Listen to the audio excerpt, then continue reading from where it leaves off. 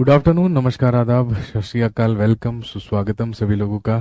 हाँ जी, class live हो चुकी है। ठीक 12 बजकर अब 48 मिनट हुए हैं। तारीख आप जानते हैं, आज है 10 सितंबर 2021। This is 10th of September 2021। Class is absolutely live. Chandra, जगेश, अभिराज, परमजीत, अर्जुन, आईना, सौरभ, शीला, सोनू, अर्जुन, खुशनूर, आनंद, रवि, संगम, राहुल, रोहित, आशीष, हर्ष, सिमरन, जीले अपनी जिंदगी, रविशंकर, स्नेहा, शिल्पी कुमारी, प्रभात, रंजीत, अतुल, अंकिता, शमा, पार्था, आकृति, विकास और अमित, साथ में मनीषा, गुड्डू और सिंटू। ये कुछ लोग मुझे नजर आ गए स्क्रीन पर। और आज की क्लास शुरू करने से पहले सबसे पहले तो मैं आपको बता देता हूं कि कल आप लोगों की क्लास नहीं हो पाई थी। ठीक है, तो क्योंकि कल आपकी क्लास नहीं हो पाई थी, बेसिकली रीजन कुछ नहीं था। रीजन सिर्फ और सिर्फ टेक्निकल प्रॉब्लम थी। जो इंटरनेट एक्सेसिबिलिटी थी वो थोड़ी सी बाधित थी, इस वजह से आपकी क्लास कल नहीं हो पाई थी। लेकिन उसकी भरपाई करने के लिए कल आपकी क्लास होगी। कल शनिवार है, मैंने आपको बताया था। वैसे ये बैच मंडे से फ्राइडे तक चलता है, लेकिन यदि कभी ऐसा हो जाता है कि हाँ, किसी बेवजह ही आपकी क्लास ऑफ हो जाती है, क्योंकि कल की जो वजह है वो बेसिकली बेवजह है, तो यदि कभी ऐसा कुछ हो जाता है तो उसकी भरपाई कर ली जाएगी। तो आपकी क्लास कल हम रखेंगे, तो कल भी आपकी क्लास रहेगी, इस बात को ध्यान में रखिएगा। और मैं आपको टाइम बता देता हूं, कल शनिवार है और मैंने आपको यह भी कहा था कि वीकेंड्स पे जब क्लास हुआ करेगी तो हो सकता है टाइमिंग्स चेंज हो जाए। कल आपकी क्लास रहेगी सुबह 11 बजे। कल आपकी क्लास सुबह 11 बजे रहेगी। ठीक है, सिर्फ कल के लिए, बाकी वो एज इट इज चलेगी मंडे टू फ्राइडे। कल नहीं हुई थी इसलिए हम कल भी क्लास रखेंगे, और कल भी हम क्या करेंगे, चर्चाएं करेंगे और पढ़ेंगे। ठीक है, चलिए जी, बहुत बहुत धन्यवाद आपका। और मुझे जल्दी से याद दिला दीजिए कि लास्ट क्लास में हम लोग कहाँ तक पहुंचे थे और हमने कहाँ तक पढ़ लिया था। उसी के आगे से कंटिन्यू करते हैं। हाँ, मोहम्मद शाह रंगीला स्टार्ट करना है, बिल्कुल करना है और करके रहेंगे, टेंशन मत लीजिए। आप सब जानते हैं कि हमने शुरू किया पढ़ना मॉडर्न इंडिया, आधुनिक भारत। हम पढ़ रहे थे आधुनिक भारत, मॉडर्न इंडिया। जो पीरियड है बेसिकली 1707 ईस्वी से लेकर 1947 ईस्वी तक का। और इसी में हम पढ़ रहे थे downfall of Mughal empire, downfall of Mughal empire.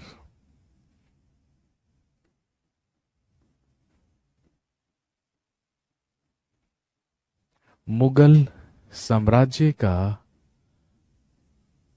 पतन, डाउनफॉल ऑफ मुगल एम्पायर या मुगल साम्राज्य का पतन।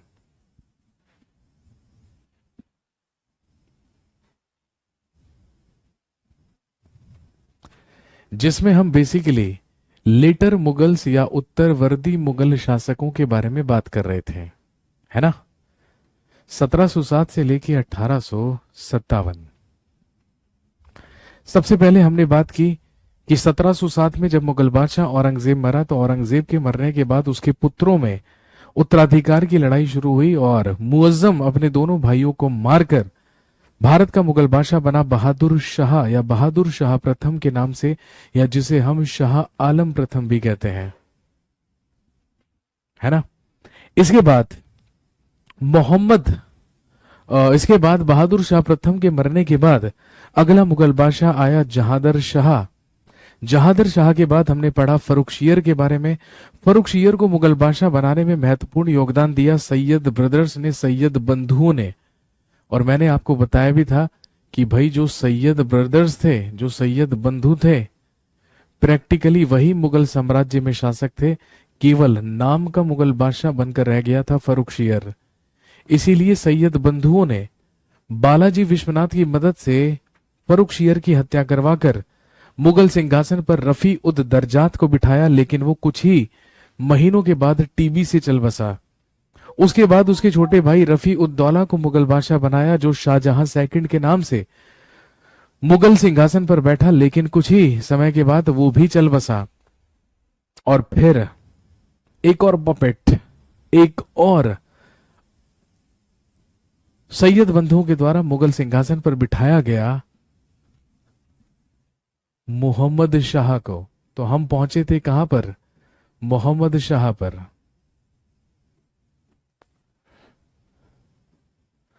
तो लिख लीजिए बाकायदा बाइज्जत मोहम्मद शाह।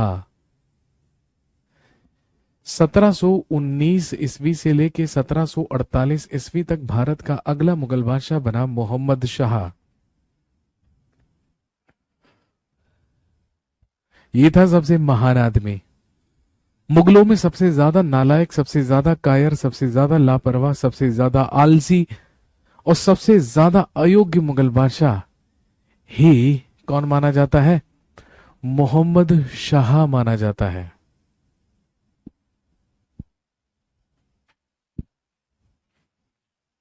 और आप अच्छी तरीके से जानते हैं मुगलों में सबसे अयोग्य माना गया मोहम्मद शाह को। भाई इसे स्त्रियों का साथ बेहद पसंद था, नालायक था, अयोग्य था, तो डेफिनेटली इसे स्त्रियों का साथ बहुत ज्यादा पसंद था और ये हमेशा अपना ज्यादातर समय अपने हरम में बिताया करता था।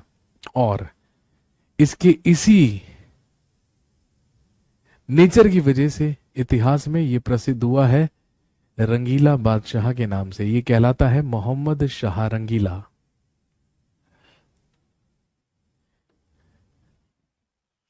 लेकिन इससे पहले तीन मुगल बादशाहों की तरह आप जानते हैं कि ये भी सैयद बंधुओं के रहमो करम से ही मुगल सिंहासन पर बैठा था और मुगल बादशाह बना था। लेकिन जैसे ही मोहम्मद शाह मुगल सिंहासन पर बैठा और अगला मुगल बादशाह बना, इसके दिमाग में सबसे पहले यही बात आई कि यदि खुद जीवित रहना है और यदि खुद लंबे समय तक शासन करना है तो सबसे पहले तो प्रभाव खत्म करना होगा किसका? सैयद बंधुओं का, सैयद ब्रदर्स का।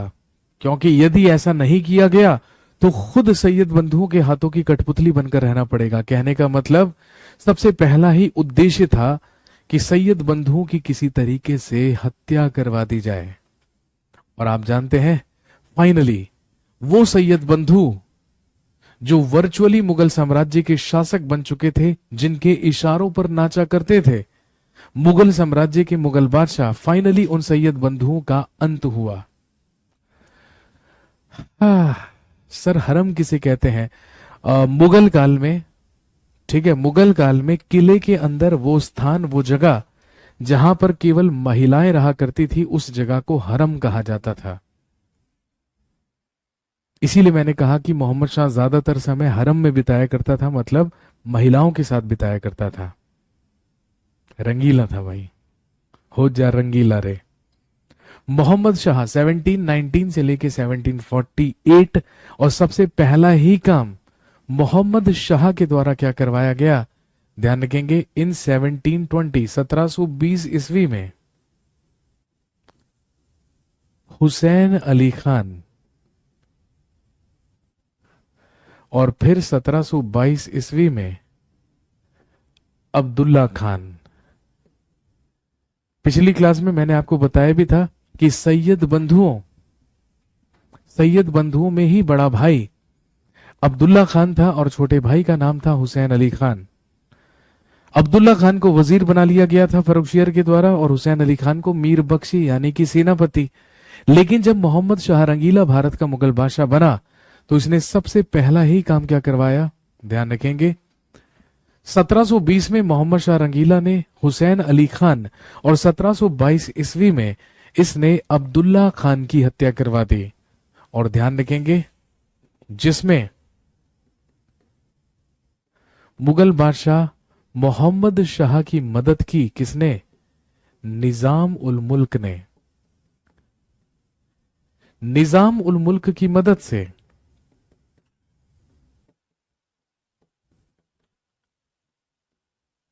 सैयद बंधुओं की हत्या करवा दी गई 1720 में हुसैन अली खान, और 1722 में अब्दुल्ला खान, दोनों के दोनों भाइयों की हत्या मोहम्मद शाह रंगीला के द्वारा करवा दी गई। किसकी मदद से? निजाम उल मुल्क की मदद से। आप जानते होंगे इसी निजाम उल मुल्क को चिनक्लिच खान भी कहा जाता है। ये वही चिनक्लिच खान है, ये वही निजाम उल मुल्क है जो आगे चलकर हैदराबाद राज्य का सबसे पहला निजाम बनेगा। जैसे हम बंगाल के नवाबों के बारे में पढ़ते हैं, लखनऊ के नवाबों के बारे में पढ़ते हैं, ऐसे ही हैदराबाद में क्या हुए हैं? निजाम हुए हैं। तो हैदराबाद का सबसे पहला ही निजाम कौन था? निजाम उल मुल्क या चिनक्लिच खान। इसी की मदद से सैयद बंधुओं की हत्या करवा दी गई, सैयद बंधु मरवा दिए गए।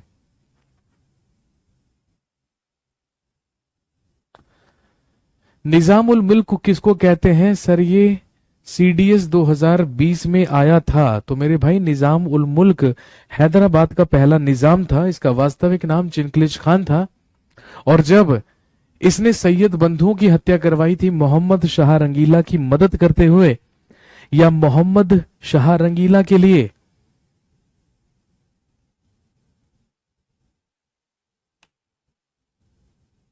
तो आप जानते होंगे इसी बात से तो खुश होकर, इसी बात से तो खुश होकर जो मोहम्मद शाह था, मोहम्मद शाह के द्वारा निजाम उल मुल्क को अपना वजीर बना लिया गया था। भाई पहले इसके पास दक्षिण भारत के जो सूबे थे उनकी सूबेदारी हुआ करती थी, ये पहले दक्कन का सूबेदार हुआ करता था।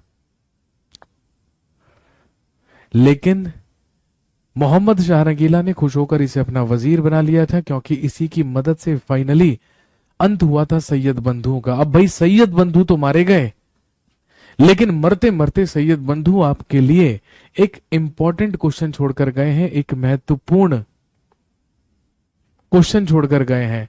लास्ट क्लास में आपने बताया था कि ये दक्कन का सूबेदार बना दिया था। बिल्कुल, अभी तो मैंने आपको बताया, रिपीट की मैंने वही बात कि लास्ट क्लास में मैंने आपको बताया था निजाम उल मुल्क चिनक्लिच खान दक्कन का सूबेदार हुआ करता था।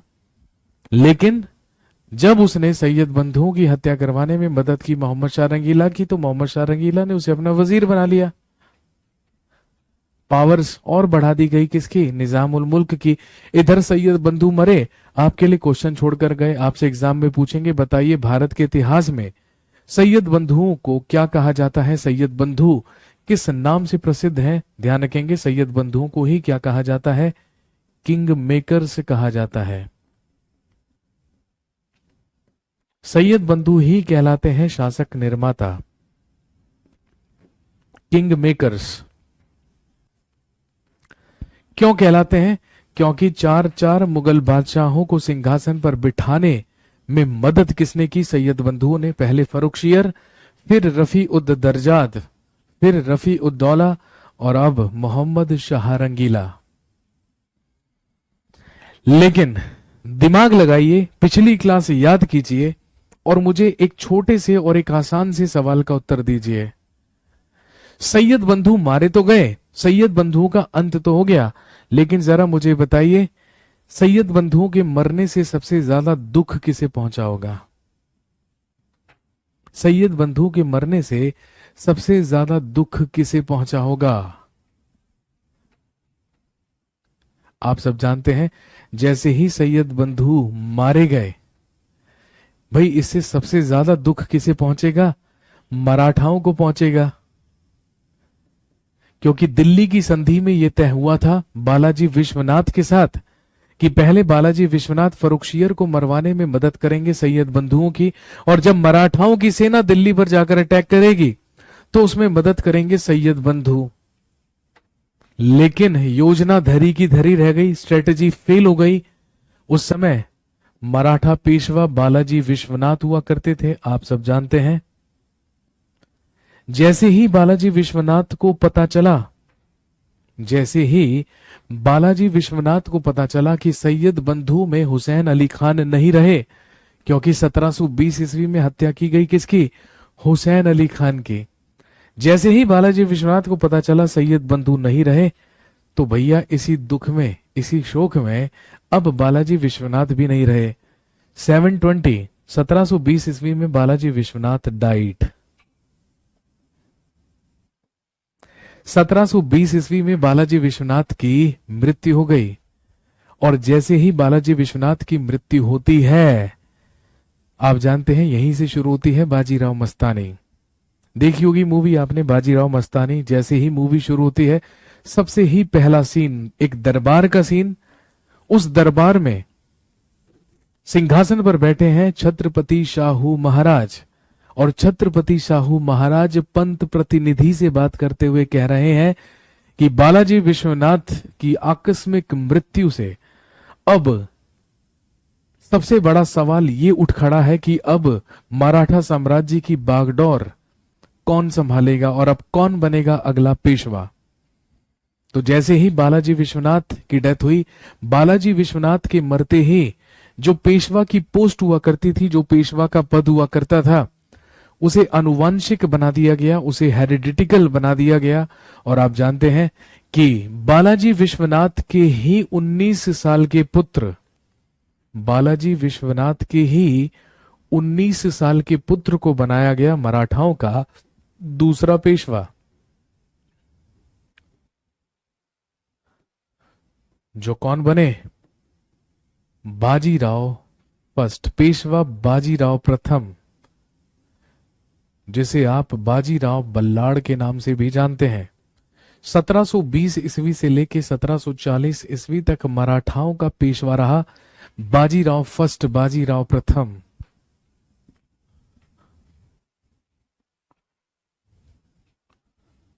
बाजीराव फर्स्ट, बाजीराव प्रथम।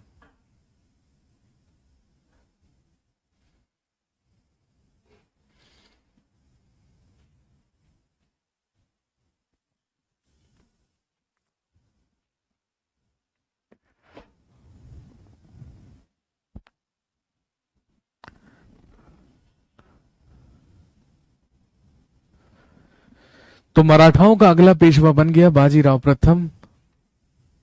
और ध्यान रखेंगे यही बाजीराव प्रथम is known as the greatest Peshwa of Marathas. मराठाओं का सबसे महान पेशवा ही कौन कहलाता है? बाजीराव फर्स्ट कहलाता है, बाजीराव प्रथम।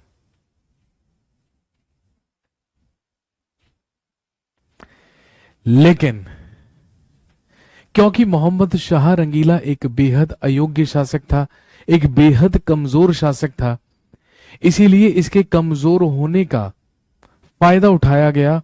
और ध्यान रखेंगे मोहम्मद शाह रंगीला के ही शासनकाल में हमारे देश में कई सारे ऐसे सूबे थे, कई सारे ऐसे राज्य थे जहां के सूबेदारों ने खुद को वहां का स्वतंत्र शासक घोषित कर दिया, इंडिपेंडेंट रूलर घोषित कर दिया। और पूरी तरीके से मुगलों से इंडिपेंडेंट हुए कुछ राज्य। और वो राज्य कौन कौन से थे? वैसे तो हम ऑलरेडी पढ़ चुके हैं कि 1713 में, वैसे तो हम पढ़ चुके हैं कि 1713 में मुर्शीद कुली खान ने खुद को बंगाल में भी इंडिपेंडेंट घोषित कर दिया था। लेकिन पूरी तरीके से स्वतंत्र रूप से या स्वतंत्र हुआ बंगाल किसके शासनकाल में? ध्यान रखेंगे मोहम्मद शाह रंगीला के शासनकाल में। अभी तक बंगाल मुगलों का सूबा था, मुगलों का प्रांत था, वहां का सूबेदार था मुर्शीद कुली खान। तो ध्यान रखेंगे एक इंडिपेंडेंट स्टेट बना बंगाल, और बंगाल का सबसे पहला नवाब बना मुर्शीद कुली खान।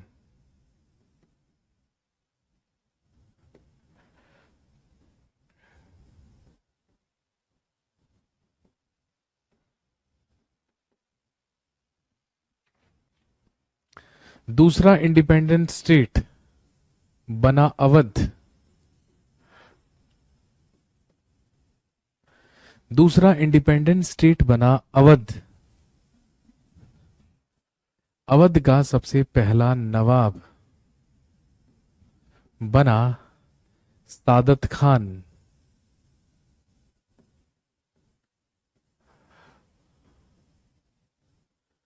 ध्यान रखेंगे, सादत खान को ही क्या कहते हैं? यही कहलाता है बुरहान उल मुल्क।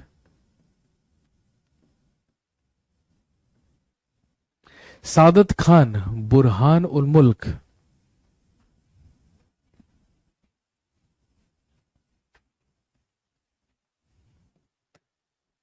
इसके अलावा इंडिपेंडेंट हुआ हैदराबाद।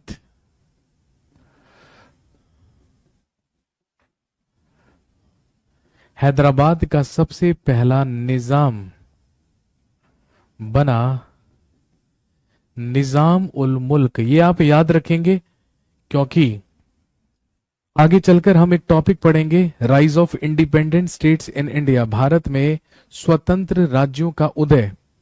तो वहां पर हमें ये सारे के सारे राज्य पढ़ने होंगे। तो जब हम इन राज्यों के बारे में पढ़ेंगे तो आपको आज की कहानी तुरंत याद आ जाएगी। इसके अलावा रूहेला एंड बंगश पठान।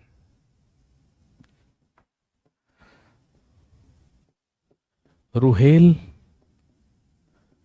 और बंगश पठान।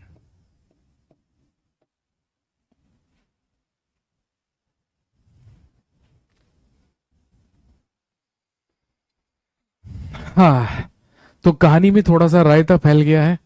ठीक है, एक बार फिर से समझ लीजिए, चीज को आसान और क्लियर कर देता हूं। हम पढ़ रहे हैं डाउनफॉल ऑफ मुगल्स, मुगल साम्राज्य का पतन। अभी तक तो हम सीधा सीधा सीधा सीधा ऐसे चले जा रहे थे, लेकिन जैसे जैसे मुगल कमजोर होने लगे तो कहानी ऐसे की जगह ऐसे फैलने लगी। क्योंकि हम सब जानते हैं कि जब मुगल साम्राज्य का पतन होने लगा, मुगल साम्राज्य सिकुड़ने लगा, सीमित होने लगा और धीरे धीरे छोटा होने लगा। और जब मुगल साम्राज्य छोटे होने लगा तो उसके जितने भी प्रांत थे, राज्य थे, वहां के सूबेदारों ने खुद को इंडिपेंडेंट घोषित किया। और मोहम्मद शाह रंगीला के शासनकाल में कई ऐसे स्वतंत्र राज्य थे जो मुगलों से इंडिपेंडेंट होकर स्वतंत्र रूप से शासन करने लगे थे। जैसे बंगाल, मुर्शीद कुली खान वहां का पहला नवाब बना था। अवध, अवध का मतलब उत्तर प्रदेश का क्षेत्र।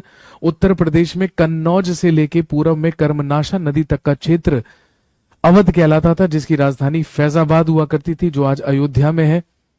वहां का नवाब बना सादत खान बुरहान उल मुल्क। इसके अलावा जो निजाम उल मुल्क था, जो चिनक्लिज खान था, उसने खुद को हैदराबाद में स्वतंत्र घोषित किया और वो कहलाया निजाम उल मुल्क। और ध्यान रखेंगे, उत्तर प्रदेश में ही रुहेलखंड क्षेत्र में हुए रुहेल और बंगश पठान, जिन्होंने खुद को मुगलों से स्वतंत्र घोषित किया। ये तो स्थिति रही उत्तर भारत की, लेकिन दक्षिण में आप सब जानते हैं कि मराठा साम्राज्य में अगला पेशवा बना दिया गया बाजीराव प्रथम को, बाजीराव फर्स्ट को। और यदि हम उत्तर में सिख कम्युनिटी की बात करें, यदि सिखों की बात करें, तो बंदा बहादुर के मरने के बाद सिखों में एक अस्थिरता आ गई, एक अनस्टेबिलिटी आ गई। तो अभी सिख स्टेबल नहीं है, क्योंकि हम सब जानते हैं बंदा बहादुर के बाद सिखों को स्टेबिलिटी देने के लिए आएंगे महाराजा रणजीत सिंह। लेकिन महाराजा रणजीत सिंह के बारे में तो हम बहुत बाद में पढ़ेंगे। यहां पर सिखों का प्रभाव आप कह सकते हैं कि कंपैरेटिवली पहले से कम हो चुका था। तो मुगलों को सिखों से ज्यादा टेंशन नहीं थी, लेकिन मुगलों को सबसे ज्यादा टेंशन किससे थी? मराठाओं से। क्योंकि जो मराठा थे वो बहुत ज्यादा ताकतवर हो रहे थे, वो बहुत ज्यादा अपना विस्तार कर रहे थे। क्योंकि मराठाओं का सबसे महान पेशवा हुआ बाजीराव प्रथम। 20 साल के शासनकाल में इसने 40 बैटल्स लड़े और 40 के 40 बैटल्स जीते। और इसमें एक महत्वपूर्ण काम इसने ये भी किया, लिखेंगे इन 1737, इन 1737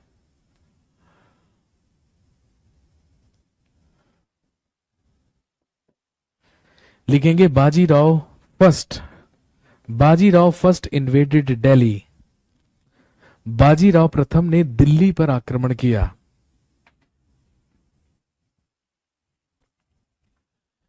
सर ऑनलाइन पढ़ने में और दिल्ली आकर पढ़ने में क्या डिफरेंस है? बहुत सारे डिफरेंस है। सबसे पहला डिफरेंस तो यह है कि ऑनलाइन 799 रुपए में पढ़ा जाता है, सबसे महत्वपूर्ण डिफरेंस। ठीक है, ऑनलाइन पढ़ने के लिए देने होते हैं सिर्फ 799, और अगर लेट हो गए तो 999, है ना। लेकिन अगर दिल्ली आकर पढ़ोगे तो जहां से दिल्ली आओगे वहां तक आने आने में ही 999 रुपया खर्च हो जाएगा, और फिर उसके बाद यहां पर रहना, यहां पर पढ़ना, रिवीजन करना, खाना पीना, घूमना फिरना, ऐश करना, अय्याशी करना, महबूबाएं घुमाना, ये बहुत सारे खर्चे हो जाएंगे। तो कहने का मतलब ये है कि जितने धन में, जितने पैसे में करियर विल के सारे बैचेस आप पढ़ लेंगे, उतने पैसे सिर्फ एक महीने में खर्च हो जाएंगे दिल्ली आकर। ये फर्क है ऑनलाइन और ऑफलाइन में। हाँ, बस ये है, अभी तक आप मुझे यहां पर स्क्रीन पर देख रहे हैं, फिर आप साक्षात दर्शन कर पाएंगे और मेरे सामने बैठकर मुझसे पढ़ पाएंगे। लेकिन कोई फर्क नहीं पड़ता मेरे भाई, क्रिकेट मैच टीवी पर ज्यादा अच्छा नजर आता है। अगर स्टेडियम में चले जाओ तो फिर स्टेडियम में समझ में नहीं आता कि बॉल कहाँ गई और शॉट कहाँ गया, कैच हुआ या बोल्ड हुआ, समझ में नहीं आता। बस वही वाले हालात हैं। जब करियर विल ऑफलाइन क्लासेस चल रही थी फरवरी में, मार्च में, है ना, मार्च में जब करियर विल ऑफलाइन क्लास चल रही थी, तो भाई एक दिन में, ठीक है, ऑफलाइन क्लास में 2000 बच्चे पढ़ने के लिए आते थे, और वो 2000 बच्चे जो हुआ करते थे वो 4 हॉल्स में बैठा करते थे। 4 हॉल्स का मतलब 500 500 500 500 500 स्टूडेंट्स पर हॉल, जिसमें से मैं तो एक ही हूं, मेरे क्लोन भी नहीं घूम रहे मार्केट में। तो उन 4 हॉल्स में से मैं किसी एक हॉल में जाया करता था पढ़ाने के लिए। ठीक है, बाकी तीनों हॉल्स के बच्चे भी मुझे स्क्रीन पर ही देखकर पढ़ा करते थे। कहने का मतलब कोई अंतर नहीं है, कोई फर्क नहीं है। ठीक है, और सबसे बड़ा डिफरेंस, सबसे बड़ा अंतर, ठीक है, यहां पर आप कुछ भी लिख सकते हैं। यहां पर तो आप लोग मुझे गालियां भी लिख कर भेज देते हो, है ना। यहां पर तो आप कोई भी सवाल पूछ सकते हो, स्टूपिड से स्टूपिड सवाल पूछ सकते हो, है ना। लेट हो गए, जल्दी आया करो, टाइम बर्बाद मत करो, यहां तो कुछ भी लिख दोगे आप, गालियां तक लिख देते हो। ठीक है ना, कुछ भी लिख सकते हो, अपना हाल दिल बयां कर सकते हो, आई लव यू लिख कर भेज देते हैं लोग यहाँ पर, I am in love with you sir. Virtual प्यार हो गया उन्हें मुझसे, है ना, इसको कहते हैं वर्चुअल मोहब्बत। तो यहां पर तो आप कुछ भी कह सकते हैं, अपने विचार अभिव्यक्ति की स्वतंत्रता को किसी भी तरीके से इस्तेमाल कर सकते हैं। लेकिन ऑफलाइन क्लास में तो भाई साहब आप हॉल में बैठे कहां पर हैं मुझे नजर भी नहीं आएंगे, सच में बता रहा हूं। तो मेरे हिसाब से कोई अंतर नहीं है। आपका भाग्य अच्छा है, आपकी किस्मत अच्छी है कि आप लोगों को ऑनलाइन पढ़ने का मौका मिल रहा है, क्योंकि जब आप तैयारी करने के लिए बड़े हुए तो तब तक दुनिया रियल से वर्चुअल हो चुकी थी, तब तक हम रियल लाइफ से रील लाइफ में प्रवेश कर चुके थे। तो अब आपको टेंशन लेने की कोई जरूरत नहीं है। ठीक है, स्टडी आप ऑफलाइन में आकर, जब ऑफलाइन क्लासेस शुरू होंगी ना, तो मैं आपको एक सजेशन देता हूं। ठीक है, अपने होम टाउन से सिर्फ 1 2 3 दिन के लिए या मुश्किल से 1 हफ्ते के लिए दिल्ली आ जाना, 2 4 दिन के लिए दिल्ली आ जाना, ताकि आप डिफरेंस अपनी आंखों से देख लो कि क्या डिफरेंस है। 2 3 4 दिन ऑफलाइन क्लास में बैठना, पढ़ना, हम लोगों से, हमसे मिलना, हमारे साथ सेल्फी वेल्फी लेना, ठीक है, और मुलाकात करना, बस उसके बाद वापस चले जाना। क्योंकि अल्टीमेटली, है ना, तो पढ़ाई सबसे बेहतरीन तरीके से वैसे ही होती है जैसे आप कर रहे हैं। लेकिन बस सबसे इंपॉर्टेंट चीज जो होती है ना, ठीक है, जो आप नहीं कर पाते हैं या जो कोई भी स्टूडेंट नहीं कर पाता है, वो सबसे इंपॉर्टेंट चीज ये होती है कि जो डिसिप्लिन ऑफलाइन क्लास में हम मेंटेन करके रखते हैं, आप चाहें या ना चाहें, वो डिसिप्लिन आप अपने साथ मेंटेन करके रखते हैं या नहीं, ये सिर्फ आप ही जानते हैं, ये हम नहीं जानते हैं।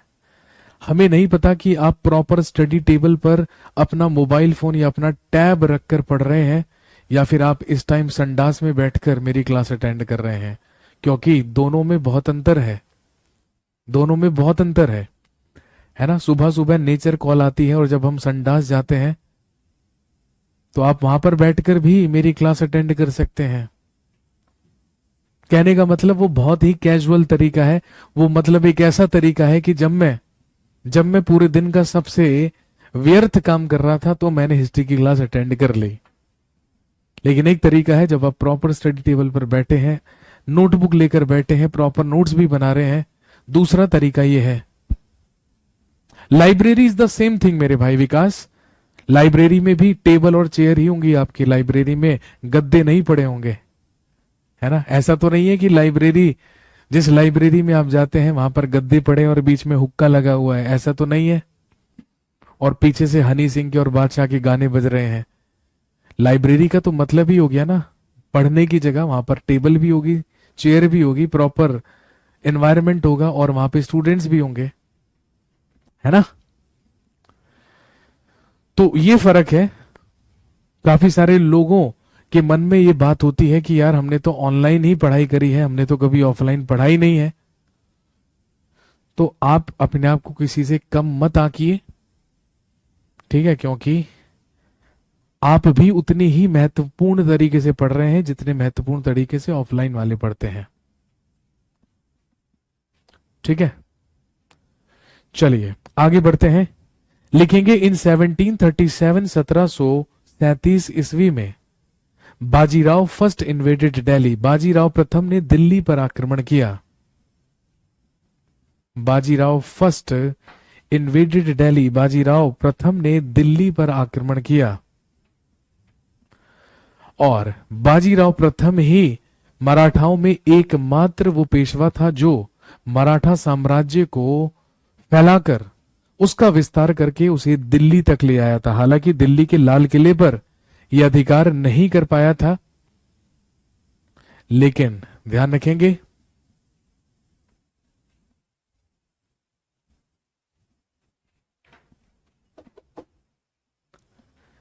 दिल्ली तक मराठा साम्राज्य को फैला लिया था बाजीराव प्रथम ने मोहम्मद शाह रंगीला के शासनकाल में।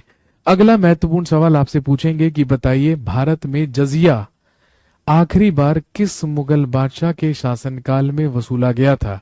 या फिर दूसरे तरीके से पूछ लेंगे कि बताइए मुगल साम्राज्य में या भारत में फाइनली जजिया का अंत किस शासक के शासनकाल में हुआ। लिख लेंगे मोहम्मद शाह रंगीला के ही रूलिंग पीरियड में हुआ एबोलिशन ऑफ जजिया या जजिया का अंत।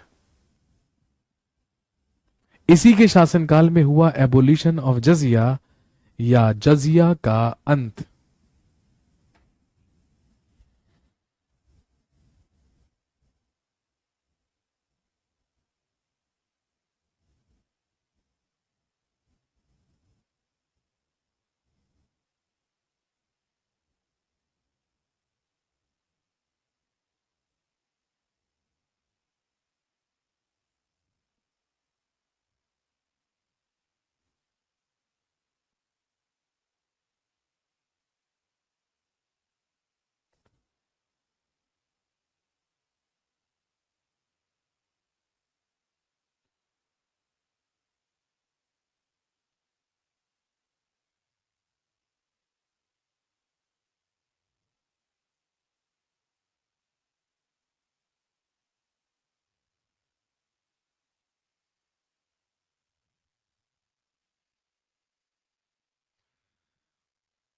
अगली महत्वपूर्ण घटना, अगली महत्वपूर्ण घटना जो घटित हुई मोहम्मद शाह रंगीला के समय में।